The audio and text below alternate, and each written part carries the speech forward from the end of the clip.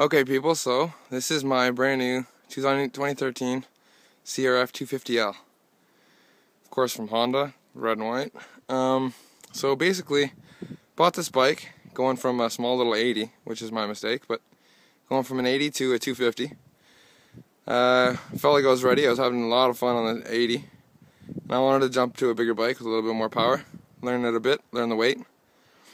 And so I got this one, and I was looking at price differences and stuff, and this was the cheapest bike for my buck, and it was the biggest bang for my buck. So 250, 2013, got lights, signals, ready for the road. I can put it on the road, I can take it to the trails.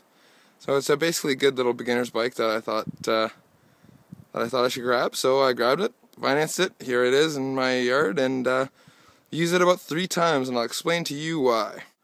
So here's a back view of the bike, and I'll walk around it real quick before I explain to you my experience with it.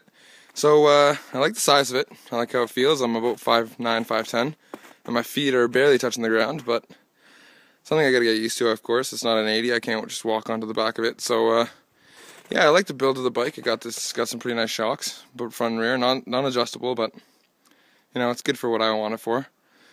So, yeah, I don't know. It looks really nice. The tires are pretty good, stock. They're road legal, but they have a nice amount of knob in it.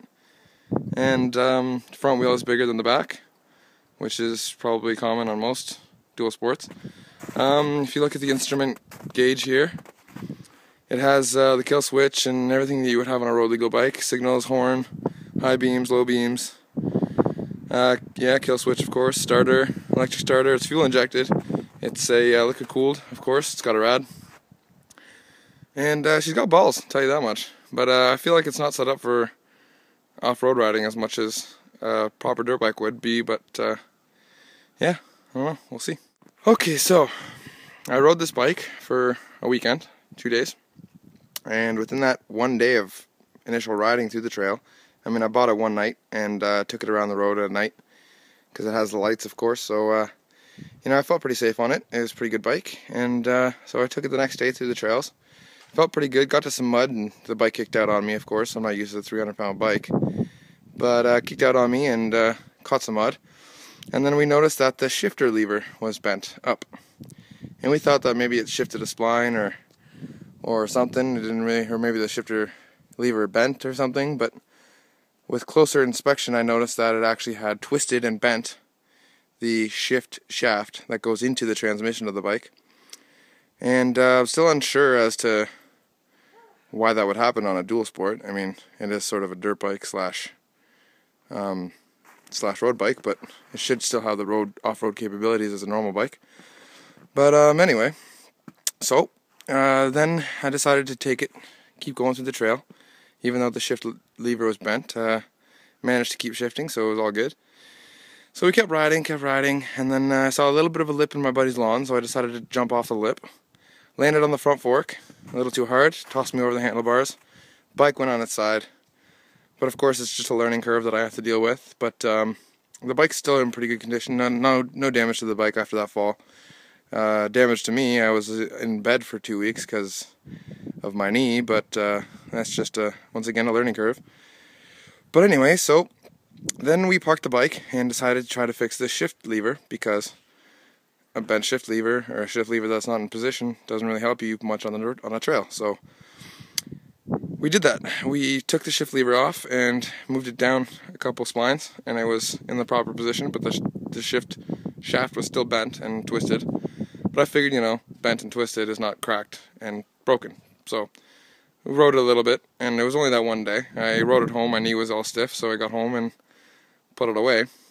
But so spent 2 weeks off of it, left it alone. Then after my knee was good again, got back on it, and decided to double a buddy down the road because he was interested in the bike and wanted to get on it. So I doubled him down the road and went to go turn around in the middle of the road. Nearly stopped, maybe, I don't know, walking speed. And we were turning, and the weight of him and me being an inexperienced rider and not giving it power to take me around the bend, we had to put the bike down. We just put it down on the road, not, bike didn't slide down the road or anything like that. So we just placed it down, and if you can see here, the clutch lever caught a little bit of the road and bent over, which is another learning curve that I need to get used to before I keep, tearing the crap out of this bike. But yeah, so that bent. And then, so we got back on the bike and we started going down the road, and I went to go shift it into second or third, and then we discovered that this happened. And if you can see clearly there is no more shift lever. It actually probably caught the ground as well when we put the bike down, and weakened completely to the point where I went to go shift and it fell off. And now this was at night and a darker day in the middle of a dirt road, so I didn't want to go out there and find it, and the next day I couldn't even find it on the road. So I'm out. I'm without a shift lever and a shift shaft now, and all I can do is use pliers, which you saw on the seat, to change it into gear, which really sucks because I can only sit in first or second, and the bike doesn't have enough power to take off from second, in my opinion, for the kind of riding that I want to do. But anyway, so yeah, that snapped, and the thing is, when it bent and twisted, I didn't see much of a bend in the shaft at all, in the shift lever, sorry, because I was told by many people, and the experience that I have riding, that those shift levers are supposed to bend and break before the shift shaft does, because that's quite a process of replacing that as opposed to the shift lever. So yeah, what I want basically from you guys is to just let me know what you guys think about that. Obviously, I haven't been the best at this brand new bike, but it has only seen about 98 kilometers or 93 or something kilometers in its entirety. So I'm sort of disappointed in Honda because I still haven't been able to get a part for this. It's a brand new bike, but they're making these bikes right now, so they should be able to send me one. But Honda has no support, no anything for me in this situation, and they're basically telling me to screw myself because the bike's all the ground. So I don't know what to say. I'm pretty sure, sorry, that was my dog. I'm pretty sure that this is an issue because they took this motor and transmission out of the CRF250L, the road version, and I'm told that they didn't do a damn thing to convert it into this dual sport, other than maybe gearing. But yeah, so I'm thinking that the part is maybe for a road, it's not tempered or not hardened enough, and that's why when it did see a little bit of the ground, it snapped and bent right across. So I don't even know what to do. Still waiting on a part. Got all the seals in, the seals to take the clutch cover off. And still waiting on that part, and Honda is really being a douchebag or a bitch to me because, I just bought this bike and I'm still paying them payments, but I can't even ride it. I've called Honda Canada, I've called the dealership, I've called all these people, and nobody will give me a part. So if anybody has any ideas or anything that they can suggest for me to do to get this part, or to maybe talk to Honda, or what to tell them so that they can maybe inspect this or investigate why these pieces would be breaking, because I've seen a couple stories already on forums that people have had the same problem, and they can't even get parts for it. So, if anybody can give me a hand or some sort of advice, that'd be great. Just let me know. And yeah, so real quick, I'll just give it a good start for you guys to see. I gotta get into neutral with some pliers first, so just give me a second and I'll get that done. So here it is. Power's on. Put the battery back in it. It is the middle of the winter. It's been parked for the whole season. Tires off the ground, of course. I'm not an idiot. But yeah, nice headlight, nice signals. It's a pretty good bike, so I'm just going to give it a quick start for you. Already put it in neutral.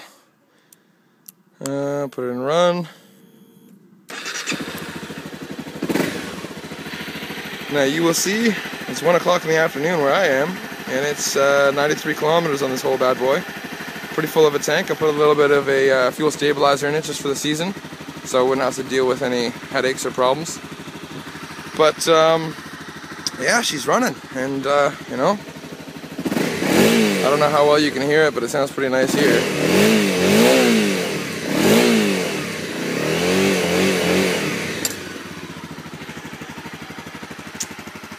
So there she is, just kicking away, firing off. I ran it through the snow in the backyard just because it was in first, and I haven't really been on it since I rode it that one weekend and the 2 weekends after, but I wanted to start it, put the battery back in it, keep it going, because my dad has a Harley Davidson, and it's quite disappointing that he doesn't even touch it or ride it. But I like to touch my bikes and keep them running, keep them firing, you know, keep them in decent shape. It's a little dirty. I haven't had a chance to clean it since my knee was screwed up, but yeah, so there she is. She's running away. Not a problem with its running after the little bit of a spill that I had with it, but yeah, I don't know. If anybody has any advice or any suggestions they can give to me, because, you know, it's coming up on March, and you know, that's when the weather starts to slowly tame out, and then April, and then we'll have spring. So I really want to get this bike either on the road or in the trails again this season, because it is a good bike. I know it can handle what I ride it for. I don't do some crazy stuff. I don't even jump.